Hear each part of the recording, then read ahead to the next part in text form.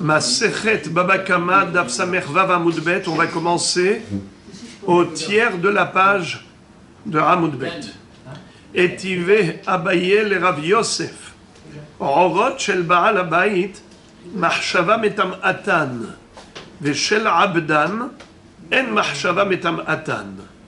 Shel Ganav Mahshava metam'atan. Shel Gazlan en Mahshava metam'atan. Rabbi Shimon Omer, Chiluf Adevarim, Shel Gazlan, Mahshava metam'atan, Veshel Ganav, En Mahshava metam'atan. Lefi Shelon Nitiyashua Be'alim. Shma Mina, Yehush Kana. C'est-à-dire, nous avions vu la mahloket entre Rabba et Rav Yosef à propos du Yehush. Lorsque le voleur qui a volé l'objet a entraîné un désespoir chez le propriétaire. Le propriétaire de l'objet volé désespère. Il a fait Yehush dans le sens où il sait qu'il n'a plus aucune chance de retrouver le voleur et de récupérer l'objet, de l'amener à la police ou de le traduire en justice, de l'amener au Beddin. Il a fait Yehush. Par conséquent, selon Rabba, le Yehush est connu. C'est-à-dire, le voleur est devenu propriétaire de l'objet dont le volé a fait Yehush. S'il est devenu propriétaire de l'objet, alors quoi? Ça y est, il est dédouané? Pas du tout. Il doit rembourser la valeur. Simplement, c'est qu'il n'est pas obligé de restituer l'objet lui-même. Il peut garder l'objet lui appartient, ce n'est que la valeur qu'il doit. Comme on avait vu à propos du Shinoi connaît. On avait dit que Shinoi Marasé, c'est-à-dire une transformation physique de l'objet. Par exemple, il a volé du bois, il en a fait une table. Il a volé une table, il en a fait une chaise. Étant donné qu'il y a un changement au niveau de la forme de l'objet, ce Shinoi fait que le Gazlan, le Ganav, connaît l'objet. Et il doit rembourser juste la valeur. Mais il garde l'objet lui-même. Rabba dit que c'est la même chose pour Yehush. Mais le seul safek qu'avait Rabba, est-ce que ce din-là, que le Gazlan ou Ganav sont konim beyehush, est-ce que c'est un kinyan minatora, comme pour la Aveda, ou bien est-ce que c'est un kinyan que midérabanan, mipnei takanat hashavim? Est-ce que ça ressemble au din de la Aveda, où la Torah nous dit que l'obligation de restituer l'objet trouvé à son propriétaire, même de proclamer pour savoir qui a perdu cet objet, pour le rendre à son Baal, à son Be'alim, ça c'est sûr que c'est minatora que Yehush connaît. C'est-à-dire quelqu'un qui a trouvé un objet perdu, et dont le propriétaire a désespéré. Par exemple, il a perdu sa montre dans la mer, eh bien c'est sûr qu'il fait Yehush. Mais ensuite, les vagues de la mer ont ramené 3 jours après la montre, quelqu'un l'a retrouvée, eh bien il peut prendre. Pourquoi? Asher tovad mimenu ou metzata. Et les avouda que mimenu. Mais là, les avouda dans la mer, mimenu mikoladam. Donc il a fait Yehush. Le Yehush, au niveau de la Aveda, il déclenche une acquisition pour le trouveur de l'objet. Minatora. Il n'est pas obligé de rendre Bichlal. Est-ce qu'on dit la même chose pour un voleur? Quand le propriétaire de l'objet a fait Yehush, alors le voleur, il devient automatiquement propriétaire de l'objet. Il ne doit rembourser que la valeur, mais pas l'objet lui-même. Ou bien on va dire que non. Minatora, Yehush le connaît, Begzela. Pour une gneva, il n'y a pas de Yehush qui fonctionne minatora. Il doit rendre l'objet lui-même, même s'il y a eu Yehush du propriétaire. Qui a dit donc que le Yehush les connaît bigneva? C'est les Hachamim. Pour faciliter la tchouva. Pour pas que les gens disent, ah, si je fais tchouva, je serai obligé de rendre l'objet lui-même. L'objet, il se trouve là-bas, il faut voyager, comme j'ai dit, il se trouve dans sa maison secondaire, il faut qu'il aille à Cannes et qu'il voyage à Paris pour ramener l'objet. Alors, il ne va pas faire teshuva à cause de ça. Hachamim, pour fluidifier la teshuva, ils ont dit, bon, allez, on va te faciliter la teshuva. Tu rembourses la valeur, ça suffit. Tu peux garder l'objet. Alors, Yehush connaît que Midera Banan. Mais en tout cas, Yehush connaît. Pour Rabba, c'est une certitude que Yehush connaît. Est-ce qu'il est connaît Minatora ou Midera Banan? C'est le Safek de Rabba. Mais Yehush connaît. Ça, c'est la halacha. Pour Rav Yosef, il est diamétralement opposé à Rabba. Il dit Yehush lo connaît, lo Minatora, mais lo Midera Banan. Ça n'existe pas, ça. Que quelqu'un qui a volé, et ensuite le propriétaire a fait Yehush, alors le voleur, il peut garder l'objet. Il ne doit que la valeur. Mapitom, il doit rendre l'objet lui-même. Ça, c'était donc le débat qu'il y avait entre Rabba et Rav Yosef, et chacun adressait à l'autre des objections, des réponses. Là, on va voir une question que Abaye adresse à Rav Yosef, son maître. Étive Abaye le Rav Yosef. Il lui cite une Mishnah dans Masechet Kelim pour démontrer que Yehush connaît Afilu Bigzela. Quelle est la preuve? La Mishnah dans Masechet Kelim va nous parler de Tum'a. Vous savez qu'un Keli, un ustensile, s'il était au contact d'une source d'impureté quelconque, le Keli va devenir tamé. Il a contracté la Tum'a. Quel est le din si le Keli n'est pas encore bien fabriqué? On n'a pas achevé la fabrication. C'est un Keli qui est en voie de fabrication, mais le fabricant n'a pas encore achevé le travail. Est-ce qu'un ustensile pareil, qui était au contact d'une source d'impureté quelconque, peut contracter la Tum'a, oui ou non? La règle est que non. Pourquoi? Parce qu'il n'a pas encore Shem Keli. Alors, la Mishnah, ici, dans Masechet Kelim, nous parle d'une catégorie de Kelim qui peuvent le devenir, obtenir ce statut juste avec la Mahashava. C'est-à-dire, si le propriétaire, par exemple, d'une peau de bête, il avait un cuir, par exemple, ou une peau de bête, au lieu d'en faire des chaussures avec, d'en faire une veste avec cette peau de bête, qu'est-ce qu'il en a fait? Juste une selle, par exemple, de cheval, d'âne, ou bien juste, par exemple, un siège pour s'asseoir dessus par terre, un tapis, ou un genre de table, à l'époque où il s'asseyait par terre pour manger, et au milieu, il mettait juste une nappe. Il mettait comme ça une peau, et ça faisait office de table, de shulchan. Donc, il peut y avoir toutes sortes d'utilisations de la peau, de la bête, à l'état brut, même sans la tanner, même sans la travailler, même sans la transformer en une forme nouvelle. Même si on n'a pas fait des chaussures ou autre. Ok. Alors maintenant, qu'est-ce que dit la Mishnah? Orot shel Baal Habayit. Si on a un Baal Habayit qui avait des peaux, pourquoi on parle d'un Baal Habayit? À la différence avec un commerçant. Il y a le Baal Habayit, c'est l'utilisation domestique, et il y a le commerçant, c'est l'utilisation commerciale.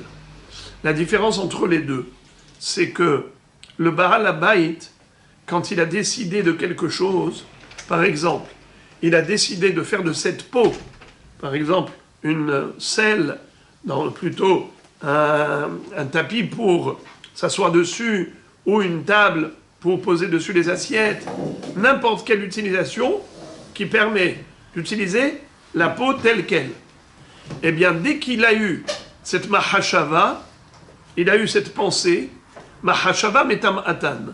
Ça veut dire que grâce à cette mahashava, cette peau-là, elle obtient le statut de Keli. Et puisque c'est un statut de Keli, dès que c'était au contact d'une source d'impureté quelconque, ça devient tamé. Ça, c'est la mahashava du Baal Habayit. En roche, le Baal Habayit, mahashava metam atan. La mahashava le rend impur. Qu'est-ce que ça veut dire la mahashava rend impur? C'est pas la mahashava qui rend impur. La mahashava rend la peau apte au travail, c'est-à-dire, non, elle la rend Keli.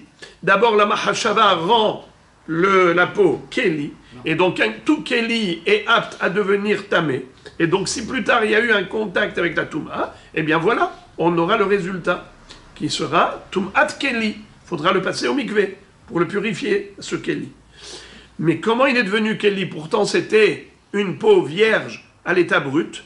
Réponse, la Mahashava.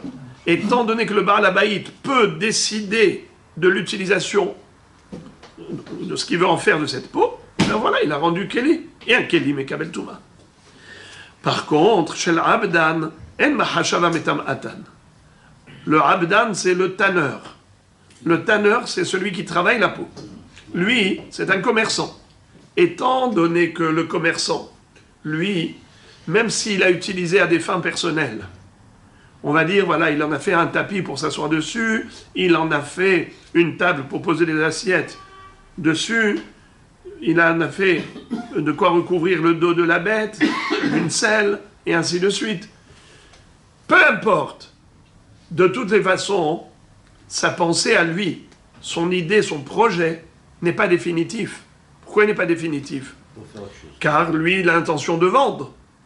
Donc on ne peut pas dire que maintenant, cette peau-là, elle a atteint sa destination, ce à quoi elle est destinée. Mais non, car ce n'est pas lui qui va fixer la destinée de cette peau. Si on va l'utiliser en tant que table, en tant que siège, c'est pas lui, parce que lui ne veut que vendre. Alors même si on va dire il s'est dépanné avec, mais ce n'est pas pour autant que la peau a obtenu le statut d'un Keli en fonction de la pensée du commerçant. Car le commerçant, c'est pas lui qui va statuer l'emploi et l'utilisation définitive de cette peau. C'est le Baal Habayit qui va acheter. C'est lui qui va décider. C'est lui qui va décider de la finalité de cette peau.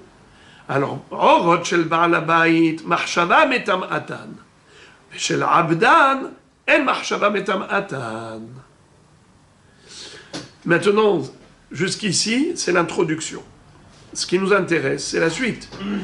Shel Ganav, Mahshava metam atan. Shel Gazlan, en Mahshava metam atan. Rabbi Shimon Omer, Chiluf hadevarim. Shel Gazlan, Mahshava metam atan. Shel Ganav, en Mahshava metam atan. לפי שלא נתייאשו הבעלים, שמע מינה, ייאוש קנה. Au travers de cette Mishnah, Abaye veut déduire avec certitude que le Yehush du Nigzal, il profite au Gazlan. C'est-à-dire qu'à partir du moment où le volé a désespéré de retrouver le voleur, eh bien, l'objet volé appartient désormais au voleur. L'objet volé appartient au voleur. Qu'est-ce qu'il doit donc le voleur? Rembourser que la valeur, mais pas l'objet lui-même, il n'a pas besoin de le restituer. Ça, c'est ce que Abaye veut démontrer pour adresser une objection à qui? À Rav Yosef. Pour réfuter Rav Yosef. Comment, Rav Yosef, tu remets en cause ce qu'a dit Rabba? Rabba a dit que Yehush du Nigzal fait que le Gazlan, il les connaît. Toi, Rav Yosef, tu dis que non. Il n'y a pas de Yehush connaît pour la Gezela. Pourtant, ici, nous voyons clairement dans cette Mishnah Maseret Kelim, où il est dit que soit le Gazlan, soit le Ganav ont une possibilité de rendre ce Keli, cette peau qu'ils ont volée, ils peuvent la rendre tamé, mais apte à devenir tamé. Ce qu'on appelle Mekabel Tum'a. Ils peuvent le rendre Keli, les Kabel Tum'a. Comment, les amis? Comment? Par la Mahshava. Mais quelle est la force du voleur? Quelle est sa force? Il les connaît. Parce qu'il les connaît, il est bien connu. Mais non, c'est pas lui. Ce n'est pas à lui. Et alors là, ici, ce qui est très intéressant, c'est que la Mishnah établit un distinguo entre Ganav et Gazlan. Ganav, c'est le voleur clandestin. Gazlan, c'est le voleur à l'arraché, en flagrant délit. Maintenant, quelle est la différence? C'est que, pour l'un, selon Tanakama, le Yehush est connu. C'est-à-dire, Tanakama va dire Shel Ganav Marshava Mitam Atan. Le Yehush, il fonctionne que par rapport à un Ganav. Mais il ne fonctionne pas par rapport à un Gazlan. Pourquoi?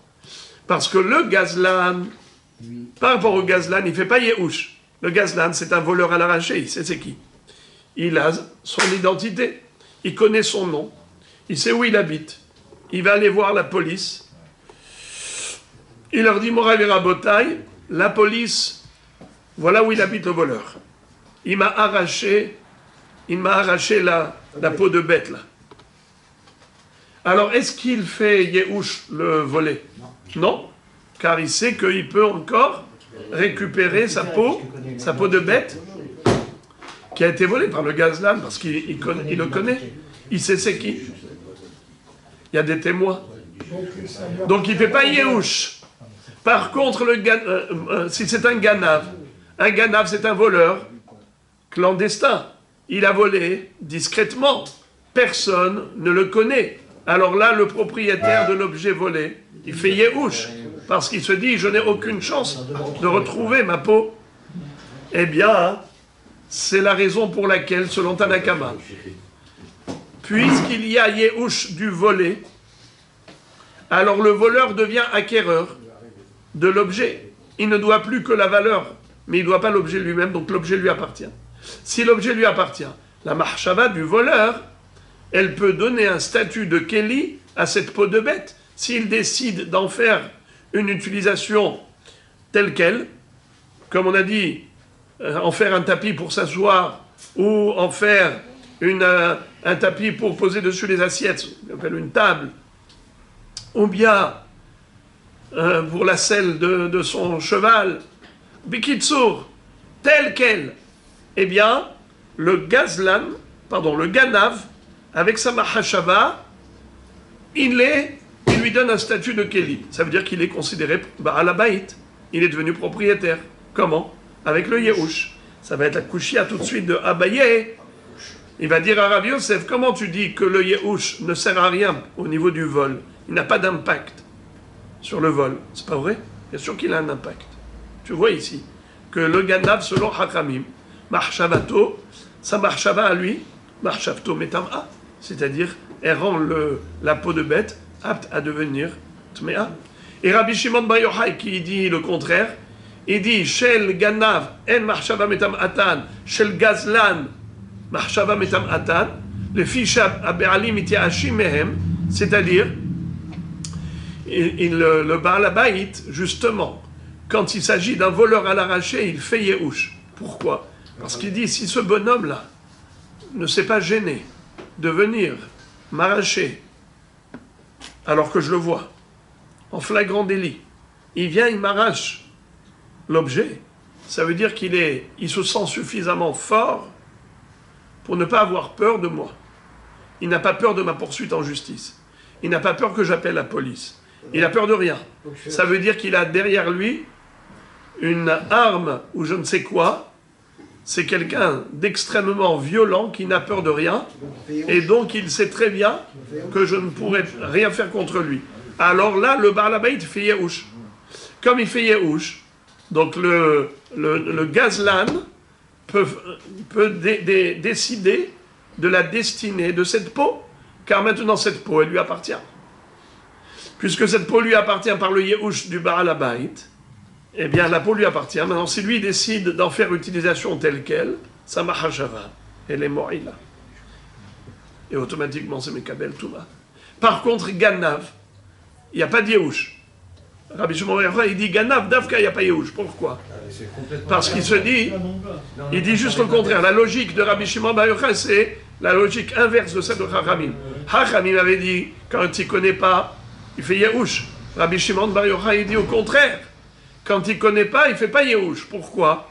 Parce qu'il se dit, je vais appeler la police. Ils vont mener l'enquête. Ils vont regarder les vidéosurveillance et ils vont appeler les témoins. Et c'est comme ça qu'on va retrouver les traces de ce voleur clandestin. Eh bien là, il ne fait pas Yehush. Quand est-ce qu'il fait Yehush? C'est quand il connaît justement le voleur qui est venu à l'arracher, lui arracher. Eh bien, ça veut dire que ce voleur n'a peur de rien. S'il a peur de rien, donc ça veut dire que jamais il va récupérer son objet. S'il va jamais récupérer, donc il fait Yehush. Alors que pour le Ganav, il ne fait pas Yehush. Donc s'il n'y a pas de Yehush par rapport au Ganav, donc le Ganav n'est pas devenu propriétaire. Si le Ganav n'est pas devenu propriétaire de cette peau, même si le Ganav a l'intention d'utiliser cette peau telle qu'elle, c'est pas pour autant que ça a un statut de Kéli. Si ça n'a pas de statut de Kéli, donc c'est juste une peau à l'état vierge, à l'état brut, c'est pas encore un Kéli. Donc même si c'était au contact d'une source d'impureté, ça ne deviendra pas tamé, parce que ça ne s'appelle pas Kéli. Je rappelle donc la base du sujet, c'est qu'un, pour devenir tamé, il faut qu'il soit Kéli, mais le Kéli en général, c'est quelque chose qu'on fabrique physiquement, on donne une forme nouvelle à la matière, comme par exemple du bois, on peut en faire une table ou une chaise, la matière c'est le bois, la forme c'est table ou chaise. Mais parfois, on n'a pas besoin de travailler la matière pour l'utiliser. Pour s'asseoir sur une chaise, il faut qu'on en fasse une chaise.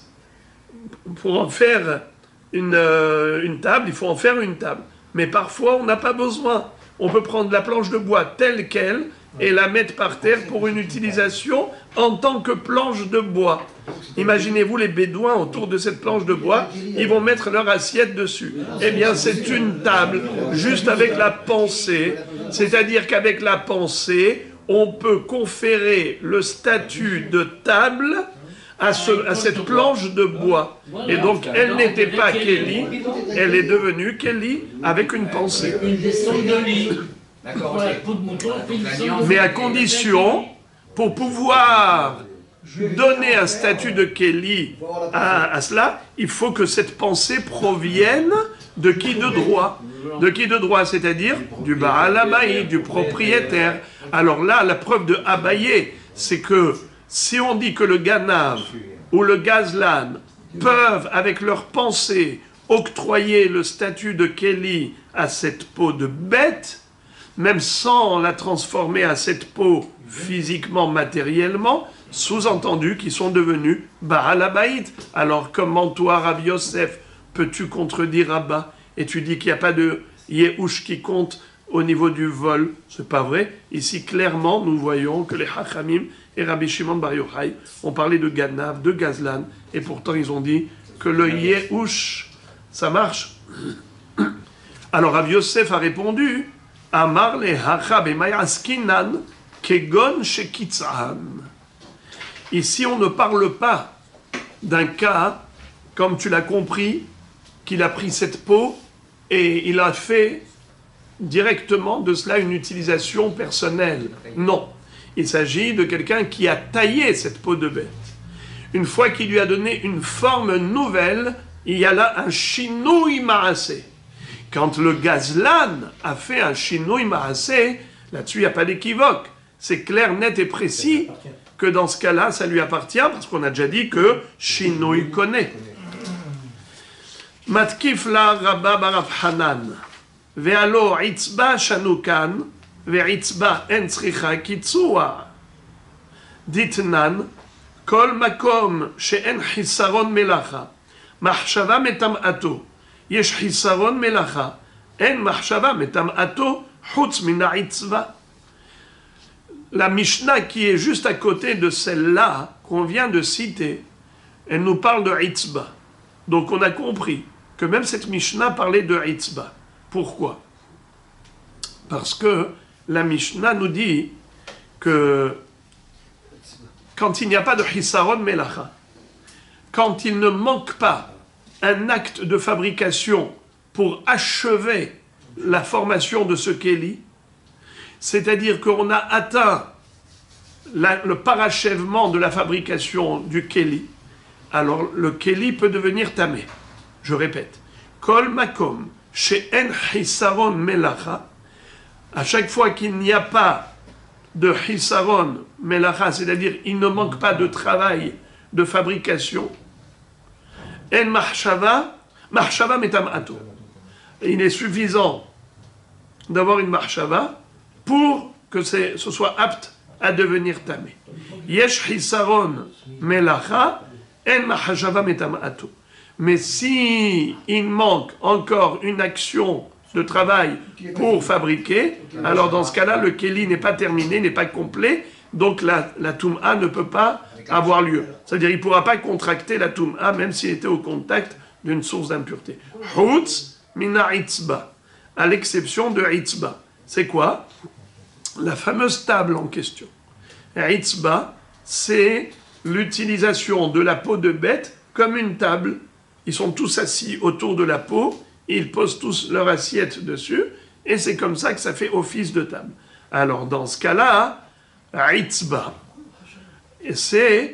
n'a pas besoin de Mahashava, Nachon, Itzba, tu vois que on ne va pas tailler, on n'a pas taillé la peau de bête. Alors pourquoi tu me dis que ici on parle dans la Mishnah de la Mahashava en question, que le Gazlan et le Ganav, qu'est-ce qu'ils ont volé? Ils ont volé Orot, une peau. Et cette peau-là, qu'est-ce qu'ils lui ont fait? Ils l'ont taillée.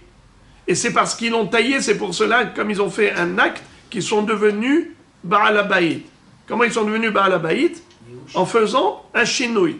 C'est pas vrai, car la Mishnah qui est juste à côté de celle-là, elle nous a parlé de quoi? De Itzba. Et Itzba, c'est une peau telle qu'elle, sans tailler, sans chinouille. Et la Marava, Haimilta, Kasheba Rabba le Rabbi Yosef, Asrin vetarten shanin, velo ifreka, Adeativ Rabbi Yosef beresha uparka. Shinouy Hashem, que shinouy maase dami. Shinouy maase maitama. Ata me'ikara etzim, ashta kelim. Shinouy Hashem dami. Me'ikara karu le mashra. Ve'ashta abrazin. Ça veut dire quoi? Rava avec Aleph raconte que Rabba avec He a posé cette question à Rabbi Yosef pendant 22 ans. C'est-à-dire, vous savez que Rabba était devenu Rosh Yeshiva à la place de Rabbi Yosef. Pourquoi je dis à la place de Rabbi Yosef? Parce que normalement, après la mort du Rosh Yeshiva, c'était Rabbi Yosef qui devait prendre la succession.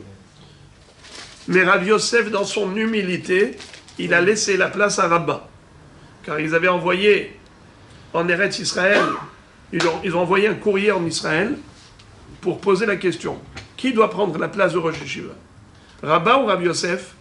Est-ce que Rabba qui est en Kerarim ou Rabbi Yosef qui est Sinaï? Rabbi Yosef connaissait toute la Torah par cœur. Rabba était quelqu'un qui approfondissait énormément. Comme quelqu'un qui prend deux montagnes, il va les broyer l'une contre l'autre. C'est-à-dire, il prenait les svarot, les idées, et il analysait, il avait un esprit analytique très profond. Alors, qu'est-ce qu'ils ont répondu les rabbanim en Israël? Ils ont dit, prenez Sinaï, Rabbi Yosef, parce que, à Kol Tzrichin et Marechitaya, on a toujours besoin de quelqu'un qui nous réponde aux questions. Alors, il faut la connaissance générale. Mais Rabbi Yosef, dans son humilité, il a dit non, laissez la place à Rabba. Mais Rabbi Yosef et Rabba avaient des débats, avaient des discussions halachiques, comme celle-là. Et Rabba, quand il lui a posé cette question à Rabbi Yosef n'avait pas de réponse. Quelle est la question qu'il lui a posée? Il lui a dit, on parle de Itzba, tu ne peux pas répondre comme tu as dit. On parle ici de quoi? De une peau de bête qu'il a taillée. Et c'est parce qu'il a fait un chinouille, c'est pour ça que le voleur peut décider de la destinée de cette peau. Il veut en faire une table, et donc c'est pour cela que c'est Mekabel Toum'a. Mais s'il n'avait pas taillé, il n'avait pas fait de transformation matérielle de la peau, en effet, le Yehush ne suffirait pas. C'est ce que tu prétends, Rabbi Yosef. Mais Rabba lui dit, c'est pas vrai, ta réponse elle est fausse. Car toi tu dis qu'il a taillé, mais moi je te dis qu'il n'a pas taillé. La Mishnah, elle parle d'un cas où le voleur n'a pas taillé la peau de bête. Car, dans la Mishnah qui est juste à côté, qu'est-ce qui est écrit? Hakol, kol makom shen chisaron, כל מקום שאין חיסרון מלאכה, מחשבה מטמאתו, יש חיסרון מלאכה, אין מחשבה מטמאתו, חוץ מן העצבה. Que Itzba, bien qu'il n'y a pas de Hisaron Melacha, bien qu'il y ait, pardon, Hisaron Melacha, malgré tout la Marshava, elle suffit. Pourquoi? Bien qu'on n'ait pas taillé les côtés, le simple fait de réserver cette peau à cette utilisation, de le prendre comme une table, eh bien c'est suffisant. Donc tu vois que le voleur, sur quoi il s'appuie pour donner à cette peau un statut de Kéli, il s'appuie sur le Yehush. Le volé a fait Yehush, le voleur est devenu propriétaire. En tant que propriétaire, avec sa Mahashava, il peut conférer à cette peau le statut de Kéli. Alors, comment tu peux dire le contraire? Comment toi, Rav Yosef, tu peux dire que Yehush n'est pas conné? Mais tu vois que le gazlan, il a été conné, mais Yehush. On ne parle pas de tailler, comme tu as dit. Car la Mishnah d'à côté, elle nous parle de Hitzba. Et Hitzba, ça n'a pas été taillé. Hitzba, c'est la table. Ça n'a pas été taillé. Alors pourquoi tu dis que Yehush le connaît? 22 ans, Rabba a posé cette question à Rav Yosef. Rav Yosef n'avait pas de réponse. Mais après 22 ans, il a eu la réponse. Quel jour il a eu la réponse? Le jour où Rabba est niftar. Et que Rav Yosef a été intronisé en tant que Rosh Yeshiva à la place de Rabba. Ce jour-là, Kadosh Baruch Hu lui a ouvert les portes de la Chokhma à Rav Yosef. Et pour montrer à tout le monde qu'il est digne de son nouveau poste, Kadosh Baruch Hu lui a fait ce cadeau de lui donner les clés de la Chokhma. Il a répondu. Amarava, Haïmilta, cette chose-là, cette question, Kasheba Rabba les Rav Yosef Esrim et Tartin Shenin. Il lui a adressé cette objection à Rabba Rav Yosef 22 ans. Velo Ifreka, Adiativ Rav Yosef Beresha ou Parka. Il n'a pas pu répondre jusqu'à ce que Rav Yosef a été installé sur son nouveau poste, sur son nouveau trône, son siège de Rosh Yeshiva, ou Parka. Et c'est là qu'il a répondu. Qu'est-ce qu'il a répondu? Regardez ce qu'il va dire. Shinui Hashem ke Shinui Maaseh. שינוי מעשה מה יתרבה? אתה מעיקר העצים, השתה כלים. שינוי השם נמי, מעיקר העיקרו למשך, והשתה ברזין. Il leur a dit, c'est très simple, c'est pas le Yehush qui a fait que le gazlan a été connu. Vous savez c'est quoi qui a fait que il est devenu propriétaire de la peau de bête, même sans la tailler? C'est pas grâce au Yehush du propriétaire, c'est grâce au Shinui Hashem, c'est qu'il a donné un nouveau nom à cette peau. La peau, ça s'appelait peau, maintenant elle s'appelle table. Me'ikara mashra vehashta abrazin ou abarzin. Abarzin, ça veut dire une table en araméen. Alors il dit, avant c'était une peau. Maintenant, c'est une table. C'est vrai que ça n'a subi aucune transformation physique, mais c'est un changement de nom. C'est suffisant pour que le voleur soit propriétaire de l'objet, en lui changeant le nom. Et d'où on l'apprend? Il dit on l'apprend du Shinui Maaseh. Shinui Maaseh, on est bien d'accord que s'il y a eu transformation de l'objet, alors le voleur n'a plus besoin de restituer l'objet. On a déjà appris ça de quel passouk? Qui est-ce qui se rappelle? D'où on apprend que Shinui Maaseh connaît? On avait dit Shinui connaît Ktiva vetanina. Ktiva, c'est un passouk. Tanina, c'est des Mishnayot. Quel passouk? Veshiv et Gezela Asher Gazal. Pourquoi la Torah se répète Asher Gazal? Pour dire Ikeren she Gazal Yarzir, Vim Lam lo Yarzir. C'est seulement si l'objet restait tel quel qu'il y a obligation de le rendre. Sinon, il peut le garder. Il ne rend que la valeur. Et on a vu ça, des Mishnayot entières qui corroborent cette idée. Bon. Il lui dit Rav Yosef à Rabba. Pardon, pas à Rabba, puisque Rabba est niftar. Rav Yosef répond à Abaye. Et il lui dit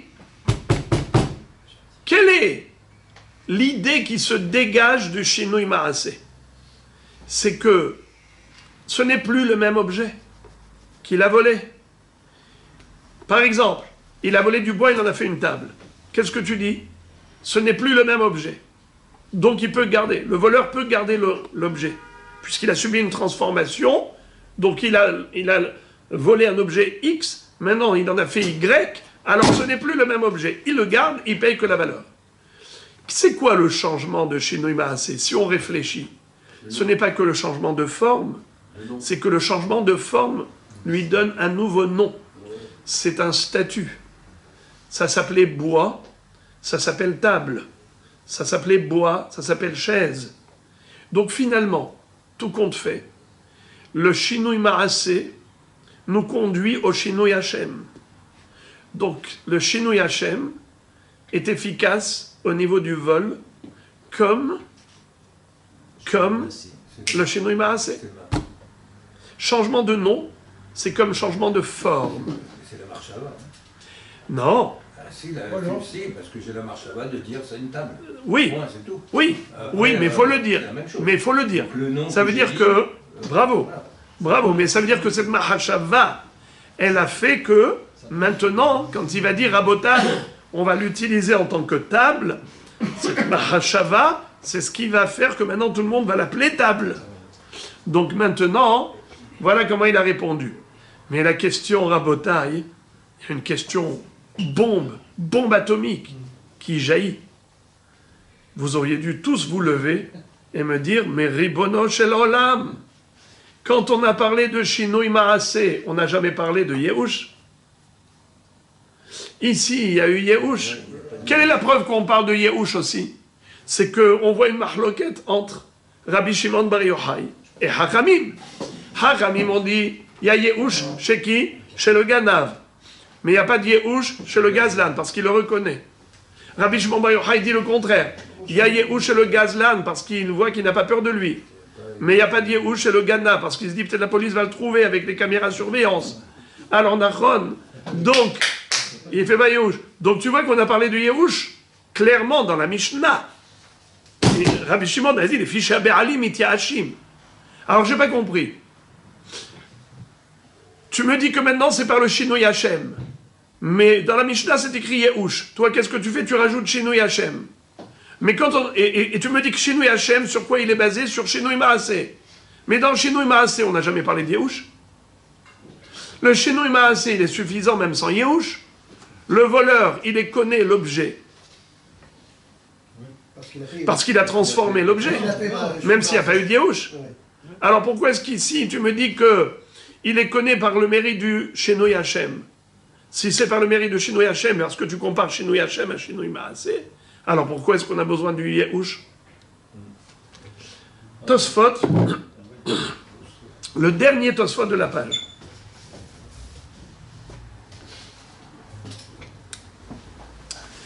Shinui Hashem ke Shinui Maaseh dami, lav ke Shinui Maaseh mamash, de Shinui Maaseh lechude kane, ke de mouchach le'il, kaman gabet amarim machar ubachem gnavo, de parir ושינוי מעשה מכאן למאן דאמר דלא קנה, אבל שינוי השם גרדה לא קנה בלא ייאוש או שינוי מעשה. Aïe, aïe, aïe, un délice, le miel de ce Tosfot. C'est pas que du miel, il est indispensable, sinon on ne comprend rien. Tosfot nous disent que il y a 3 niveaux. Il y a Yehush, il y a Shinui Maaseh, et il y a Shinui Hashem. Regardez Rabotai. Yehush, Shinui Hashem, Shinui Maaseh.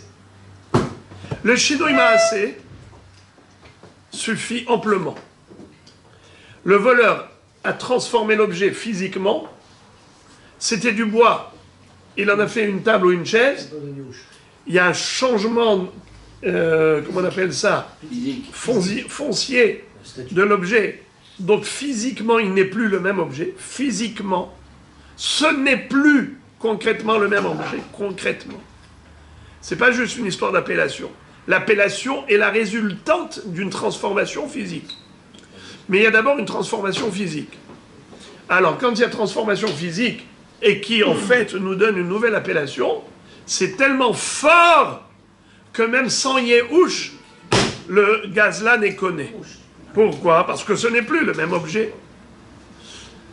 Maintenant, quel est le din d'après Rav Yosef s'il n'y a que Yehush? Gornisht, Niet. Le Yehush, c'est rien. D'après Rav Yosef, Yehush, c'est rien. Maintenant, quel est le din s'il y a Shinui Hashem mais sans Yehush? Gornisht, c'est rien. Quand est-ce que c'est valable? Que si on a le cumul des deux facteurs. C'est-à-dire le facteur Yehush, one. Le facteur Shinui Hashem, two. Là, on obtient le même résultat que Shinui Maaseh. Ça veut dire que Shinui Maaseh à lui tout seul, même sans Yehush, fait que le gazlan est conné. Le Yehush sans Shinui Hashem ou Shinui Hashem sans Yehush, le gazlan n'est pas conné. Par contre, si on a les deux à la fois, Yehush plus Shinui Hashem, là le gazlan est conné. La Gemara lui adresse une objection à Rav Yosef qui a innové le concept de Shinui Hashem, prétendant que c'est aussi une possibilité pour le voleur d'être conné, d'acquérir l'objet et de ne devoir que la valeur. Il peut garder l'objet pour lui-même. Il ne doit que l'argent. Dans quel cas, même s'il n'y a pas eu de Shinui Maaseh, il n'y a eu que Shinui Hashem. Mais Tosfot ont rajouté entre parenthèses, il faut rajouter Yehush. Yehush plus Shinui Hashem. Voilà la question maintenant qu'on va lui poser. Vehare Marish ou Merish. Vous pouvez lire comme vous voulez. Vehare, moi je vais dire Merish, c'est plus facile, d'accord? Vehare Merish. Deika Shinui Hashem. De Meikara Kshora. Ve'ashta talela. Utnan al ha-merish ha-gazul shebenao babira shenotel damav mipenet ha-kanat ha-shavim. Qu'est-ce que ça veut dire? Il y a une Mishnah dans Masechet Gitin que Rabbi Yochanan ben Gudgoda a été mérid. Il a donné un témoignage comme quoi les Hachamim avaient institué que si quelqu'un a volé une poutre et il en a fait l'objet de la construction de sa maison, c'est-à-dire qu'il a installé en tant que support de son toit, c'est-à-dire qu'il met la poutre et après il met des planches dessus, d'accord? C'est comme ça qu'il a mis le plancher là-haut, il a maintenant un toit de sa maison. Et ce monsieur-là, c'est un voleur. Il a volé la poutre, il l'a introduite dans le toit de sa maison. Là, ici, il y a évidemment un Shinui Hashem, parce qu'avant, ça s'appelait une poutre, et maintenant, ça s'appelle un toit de maison. Alors, qu'est-ce qui est écrit là-bas dans la Mishnah? Que Hachamim ont fait une takana. Et ils ont dit, monsieur le voleur, normalement, tu aurais dû détruire ta maison pour rendre la poutre que tu as volé, mais pour te faciliter la teshuva, parce que tu risques d'être découragé de faire teshuva en te disant il faut que je détruise la maison pour aller chercher la poutre volée, alors je ne ferai pas teshuva. On va te faciliter la teshuva. Et nous les hachamim, on va instituer que au lieu de devoir la poutre, tu ne vois que la valeur de la poutre. Ça, c'est ce qui est écrit dans la Mishnah, Masechet Gitin, Mipene takanat ha-shavim, pour faciliter la teshuva au shavim. Mashma, que si ce n'était pas pour cette raison, de faciliter la teshuva, on n'aurait jamais dit que la poutre, il ne la doit pas, qu'il peut garder la poutre. C'est sûr qu'il aurait dû rendre la poutre à son propriétaire. Et pourtant, il y a eu Shinui Hashem. Pourtant, cette poutre-là, elle s'appelait poutre, en hébreu, Korah, ou Merish, et maintenant, comment ça s'appelle? Talela, tête Lamed Aleph. Ça vous rappelle quoi, Talela? La souka, dans ma Masechet Souka, on avait étudié Metalalta. La souka, elle fait de l'ombre. Et tout ce qui fait de l'ombre s'appelle Talela. Quelle est la racine? Tsel, Tzadik Lamed, le Tsel, l'ombre. Alors en araméen, au lieu du Tzadik, c'est un tête. Talela. Donc, le toit de la maison, s'appelle Talela. La poutre s'appelle Mérish. Alors au début, ça s'appelait Mérish, et maintenant ça s'appelle Talela. Comment on dit une poutre en araméen? Mérish. Alors Korah c'est aussi en hébreu. Mérish et Korah, ce sont deux synonymes en hébreu. Mais en araméen, une poutre, ça s'appelle Kshora. Kaf, Shin, Vav, Resh, Aleph.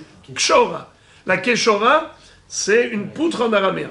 Alors, avant, ça s'appelait Kshora, une poutre. Et maintenant, ça s'appelle Talela, un toit. Alors, une poutre et un toit de maison, c'est pas du tout le même mot. C'est pas le même nom. Alors, tu vois qu'il y a eu changement de nom. Et pourtant, la raison pour laquelle on a dispensé le voleur de rendre la poutre, on lui a dit, ça suffit que tu payes la poutre, c'est pas la peine de casser la maison. C'était juste pour faciliter la teshuva. Mais si on n'avait pas la raison de takanat hashavim, pour trouver une solution aux repentants, eh bien, on aurait dit qu'il est obligé de rendre la poutre elle-même. Machma que le shinui Hashem, le changement de nom, n'a aucun impact sur le vol. Alors comment, Rabbi Yosef, tu as pu dire une chose pareille? Alors on va relire ça dans les mots. Où c'est que c'est écrit? Vehare, Merish, et pourtant Merish, la poutre, Deika Shinui Hashem, il y a changement de nom. Demerikara Kshora, au début ça s'appelait Kshora, une poutre, Vehashta Talela, et maintenant ça s'appelle un toit. Utnan, et pourtant il est bien écrit dans la Mishnah Maseret Gitin, Alam Merish, que Hachamim ont fait une takana, et Yochanan ben Gudgoda, il a été méride à propos du Merish, la poutre, à Gazoul, qui a été volé, chez Benao Babira, qu'il a introduit dans la construction de son palace, chez Notel Damav, Mipene Takanat Hashavim, que le volé accepte l'argent, Notel Damav, juste pour faciliter la teshuva au voleur. Alors, la déduction, Tama, Mipene takanat hashavim, je suis dans la dernière ligne. Tama mipne takanat hashavim. Toute la raison pour laquelle on a dit qu'il peut garder l'objet, c'est parce qu'on a voulu faciliter la teshuva. Halavachi, hadar be'ene. Mais sinon, si ce n'était pas pour cette raison de lui faciliter la teshuva, il aurait dû rendre la poutre telle qu'elle, et pourtant il y a eu changement de nom. Rabbi Yosef répond très joliment. Amar Rabbi Yosef, Marish, Shemo alav, Detanya, Tzlaot habayit, elu amlatetin, ve'arubim, elu ammereshot. Qu'est-ce que ça veut dire? Il est écrit dans le Passouk de Yehezkel al-Navi. Le prophète Yehezkel, il a vu dans la prophétie le Beth Amikdash. Alors, dans son descriptif, il va dire Tzalot habayit ve'arubim. Qu'est-ce que c'est que Tzalot habayit? Tzalot habayit elu hamlatetin. C'est quoi les maltétines? Rashi explique Mlatetin himlati shenotnim nesarim saviv pitche halonot uptahim ubemakom hore kibua akorot. C'est-à-dire, on met toutes sortes de planches de bois autour des fenêtres et autour des portes pour donner une forme, une structure de bâtisse, un cadre. Eh bien, ça s'appelle mélatétine. Et comment on les appelle? Tzlaot habayit, tzlaot habayit. Ve'arubim, et c'est quoi arubim? Elu hamerishot. Ce sont les poutres. Donc tu vois que bien qu'il soit déjà construit, on n'appelle pas ça maison. On appelle ça tzlaot habayit. On appelle ça arubim. Ça veut dire même la poutre qui permet d'avoir un plancher pour le toit, ça s'appelle poutre. La poutre du toit. Ouais, support. D'accord? Donc ça s'appelle encore poutre. La preuve, c'est que le Passouk lui-même, il l'a appelé Robim. Et c'est quoi Robim? C'est Meresh. Merishot au pluriel. C'est Merish, c'est la poutre. Et pourtant, on parle ici de Baït. Tzlaot habayit, Tzalot habayit va Merishot. Donc c'est un Merish. Et pourtant tu l'appelles Mérish, mais il est déjà introduit dans la maison. Alors appelle-le toi, appelle-le maison, ne l'appelle pas poutre. Donc tu vois que Mérish, Shemo Alav, même s'il a été introduit dans la construction, il conserve son nom. Il est suffisamment important pour qu'on l'appelle à la poutre. C'est pas juste une brique qui est là-dedans, c'est pas juste une planche, c'est mamash, quelque chose de hachouv, Mérish Mo'alav. Donc voilà pourquoi ça s'appelle pas Shinui Hashem. Tu as compris la réponse? Rav Yosef répond très joliment. Il dit, c'est quoi ta question? Pourquoi est-ce qu'il est... S'il n'y avait pas la takanat à Shavim, ce monsieur aurait été obligé de rendre la poutre elle-même. Pourtant, il y a Shinui Hashem. C'était Mérish, maintenant c'est un toit. C'est pas vrai! Même quand c'est un toit, ça s'appelle Mérish. C'est ça la réponse de Rav Yosef. Donc il n'y a pas eu Shinui Hashem. Puisqu'il n'y a pas eu Shinui Hashem, donc il aurait dû le rendre tel quel, si ce n'était que la takana de Hachamim, mipene takanat à Shavim. Rabbi Zera donne une autre réponse au profit de Rav Yosef. Il lui dit, Béhémet, le Shinui Hashem, ça a un impact. Alors comment ça se fait que Mérish n'a pas d'impact? Pourtant, avant ça s'appelait poutre, maintenant ça s'appelle toit de maison. Alors la première réponse, c'est que même quand c'est dans le toit de la maison, ça conserve le nom de poutre. Donc il n'y a pas eu vraiment de Shinui Hashem. Ça c'est la première réponse de Rav Yosef. Rabbi Zera donne une deuxième réponse. Rabbi Zera marche, Shinui Achoser Libriato, be Shinui Hashem, lo ave Shinui. Il dit, tu veux savoir pourquoi la poutre dans la maison n'est pas considérée comme un Shinui Hashem pour être conné? Il lui dit, oui, c'est un Shinui Hashem, tu as raison. Et malgré tout, c'est pas conné. En général, Shinui Hashem, ça permet au gazlan d'acquérir l'objet volé. Mais en l'occurrence, bien qu'il y ait Shinui Hashem, ça ne permet pas au gazlan d'acquérir l'objet volé. Quelle différence? Il dit parce que le Mérish n'a pas, même si aujourd'hui il est dans le toit de la maison, mais si demain on le retire, si par exemple on va dire que maintenant la maison elle a vieilli, d'accord, c'est vieillot, on a décidé de raser la maison, de la détruire, de la démolir, mais on veut récupérer certaines choses par exemple qui nous intéressent. Alors on va dire la poutre, cette poutre là, comment on l'appelle? La poutre. Alors avant c'était une poutre, après c'est devenu un toit, après c'est redevenu une poutre. Une fois que ça revient ici, tu vas pas dire c'est une poutre. Tu vas dire, tu vas pas dire c'est un toit qui est par terre. Tu vas dire c'est une poutre. Donc Shinui Hachoser Lebriato. Shinui Hashem Hachoser Lebriato. Alors c'est ça ce qu'il nous dit. Quelque chose qui est réversible à partir du moment où le Shinui Hashem n'est pas indélébile, c'est réversible, puisque c'est réversible, c'est pas un Shinui Hashem suffisamment fort pour que le gazlan il soit conné avec ce Shinui Hashem.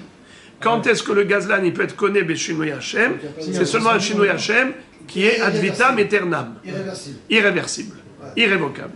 Mais celui-ci, puisque c'est vrai que maintenant ça s'appelle un toit de la maison, mais le jour où on va démolir la maison, la poutre elle reprendra son nom de poutre, eh bien voilà pourquoi il n'est pas conné avec Shinui Hashem. Les amis, je vous pose la question. Bravo! Ah! Dans ce cas-là, l'Oraïtzba, pourquoi la peau? On a dit que le Shinui Hashem suffisait. Mais là aussi, on devrait dire que la peau, ça s'appelle Shinui Hashem, Achoser Libriato, car on peut dire c'était une table et maintenant ça redevient une peau. Eh bien non. Il y a deux pérouchim. Les Rishonim ont deux pérouchim. Premier pérouche, c'est que non. Une fois que la peau s'appelle table, même si maintenant tu décides d'en faire autre chose, tu vas dire, donne-moi la table, on va faire des chaussures. Tu vas pas dire la peau. Parce que une fois que cette peau-là, maintenant tout le monde l'appelle la table, alors les gens disent, donne-moi la peau, on va en faire un parchemin, donne-moi la table, on va en faire un parchemin, on va en faire des chaussures, on va en faire une veste de cuir, mais pourquoi? Car tout le monde l'appelle comment? Elle a gardé son nom. Elle a gardé son nom. Et quelle est la différence avec la poutre? Qui peut me dire quelle est la différence avec la poutre? Pourquoi la poutre, elle a retrouvé son nom initial? Ça s'appelait toi et maintenant ça s'appelle poutre. Bien sûr qu'elle a été appelée toi. Il y avait deux réponses. Il y a deux réponses. Vous prenez la réponse de Rabbi Yosef et vous la mélangez avec celle de Rabbi Zera. C'est deux réponses. Rabbi Yosef a dit que la poutre, elle est toujours restée poutre, même à l'intérieur de la maison. Donc même dans la maison, elle s'appelle poutre. Ça, c'est la première réponse, c'est celle de Rabbi Yosef. Et d'ailleurs, il a amené un pasouk à l'appui. La traduction du mot en bin, qui veut dire Mereshot. Ok. Mais Rabbi Zera a donné une autre réponse. Il dit, admettons que la poutre, désormais, s'appelle toi, une fois qu'elle est introduite dans la maison. Quand elle va être démontée, elle s'appellera... Bravo. Quand elle sera démontée, ça ne s'appellera plus toi, ça va s'appeler poutre. Donc, ça s'appelle un Shinui Hashem qui est réversible. Tandis que la peau, une fois qu'on l'a appelée table, on l'appelle plus peau, alors ce nom-là, il est indélébile. Parce que tout le monde va continuer de l'appeler table, même si on va décider d'en faire autre utilisation. Alors on va dire, donne-moi la table pour en faire une autre utilisation. Mais on va l'appeler table maintenant. Voyez-vous, Shmo'ala. Ça, c'est une explication des Rishonim. Une autre explication des Rishonim, c'est que, regardez pour répondre à votre question, Rabbi Eliaou, autre réponse, celle-là, elle va vous plaire davantage. C'est que, même si on dit que le Shinui Hashem de la peau, le Shinui Hashem de la peau est réversible, comme du Mérish, c'est réversible, c'est que là-bas, on parlait de Gazlan et Ganav avec Yehush. Il y a eu Yehush, les filles chez Abéalim Mityaashim. Lorsqu'on fait le cumul des deux, Yehush, plus Shinui Hashem, même si c'est un Shinui Hashem qui est réversible, eh bien, il a quand même un impact, ce Shinui Hashem. Le Gazlan, il est connu, grâce au cumul des deux facteurs. Yehush et Shinui Hashem, même un Shinui Hashem qui est faible, un Shinui Hashem qui est Hoser Liberiator, malgré tout, il est connu. Tandis que dans l'histoire du Mérish, pourquoi ce Shinui Hashem n'était pas connu? Pourquoi il n'était pas connu? Si c'est pas qu'il y avait Takanat Hashavim, c'est parce qu'il n'y a pas d'Yehush, bravo. Alors là, ce Shinui Hashem, il est très faible, parce que il n'y a pas d'Yehush primo, et secondo, il est Hoser Liberiator.